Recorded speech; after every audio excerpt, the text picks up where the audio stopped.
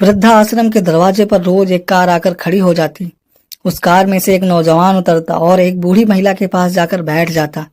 एक आधे घंटे तक दोनों के बीच कुछ बात चलती, फिर वह उठकर चला जाता। यह प्रक्रिया रोज चल रही थी। धीरे धीरे सबको पता चल गया कि बूढ़ी महिला उस नौजवान की माँ है। आज फिर वह सुबह से आकर बैठा था और बार बार माँ के पैर पकड़कर माफी मांग रहा था। दूर बैठे वृद्धा आश्रम के गेट कीपर को नहीं रहा गया। वह एक बुजुर्ग से बोला, लोग कहते हैं कि औलाद की नीयत बदल जाती है, पर यहाँ का दृश्य तो कुछ और ही कह रहा है। बुजुर्ग ने कहा, ऐसा नहीं है भाई कि जो तुम्हारी आंखें देख रही हो वह सही हो। कोई बात तो जरूर होगी, तभी लोग वृद्धा आश्रम के दरवाजे तक आते हैं। जब वह चला गया तो दरबान उस बुजुर्ग महिला के पास पहुंचा। हाल चाल पूछने के क्रम में वह पूछ बैठा, ताई, आपसे मिलने जो लड़का आता है वह आपका बेटा है ना? बूढ़ी थोड़ी देर सुचकाते हुए हाँ में सिर हिलाकर चुप हो गई। दरबान आगे बात बढ़ाते हुए बोला, ताई, बड़ा भला है आपका बेटा, कितनी मिन्नतें करता है। क्या आपको यहाँ से ले जाना चाहता है? बूढ़ी महिला ने एक बार फिर हाँ में सिर हिलाया। तब तक कुछ और बुजुर्ग महिला पुरुष उन दोनों के इर्द गिर्द आकर खड़े हो गए। एक बुजुर्ग ने अपने को अनुभवी साबित करते हुए कहा, कहते हैं कि औरत वसुधा की तरह धैर्यवान होती है, लेकिन आपको देखकर ऐसा नहीं लगता। बुजुर्ग महिला सबकी बातें सुन रही थी, पर किसी को कोई जवाब नहीं दिया।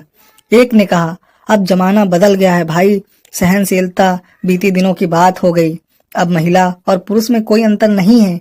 सबको आजादी चाहिए, किसी को माँ बाप से और किसी को अपने बच्चों से। पुरुष की अंतिम वाक्य सुनकर बुजुर्ग महिला की आंखें भर आई, फिर भी उसने कुछ नहीं बोला। अगले दिन फिर कार आकर खड़ी हो गई वृद्धाश्रम के दरवाजे पर। इस बार उस नौजवान के साथ एक महिला अपने गोद में एक छोटे बच्चे को लेकर खड़ी थी। दोनों एक साथ सामने मिन्नतें करने लगे। महिला ने अपने बच्चे को उनकी गोद में रख दिया और पांव पकड़कर गिड़गिड़ाते हुए बोली, माँ जी, हम दोनों को माफ कर दीजिए और अपने घर चलिए, आपको अपने पोते की कसम। दरबान को रहा नहीं गया, बोला, बेटा, तुम्हारी माँ नहीं जाना चाहती तो क्यों जबरदस्ती ले जाना चाहते हो? तुम लोग जैसे औलाद भगवान सबको दे, वरना आजकल के बच्चे जानबूझकर माँ बाप को वृद्धा आश्रम में छोड़ जाते हैं। इस बार बुजुर्ग महिला का धैर्य टूट गया। आंखों से आंसुओं की धारा बह चली।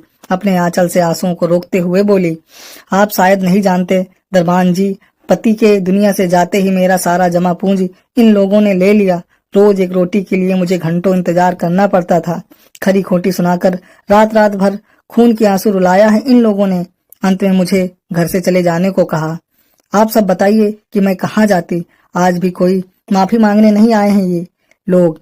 दरअसल इन्हें बच्चे को संभालने के लिए एक आया चाहिए, इसलिए यह नाटक आपके सामने दिखा रहे हैं। दोस्तों, जीते जी माँ बाप को अपने से अलग मत करिए। तो दोस्तों, ये छोटी सी स्टोरी कैसी लगी? अच्छी लगी हो तो एक लाइक करें और चैनल को सब्सक्राइब करें।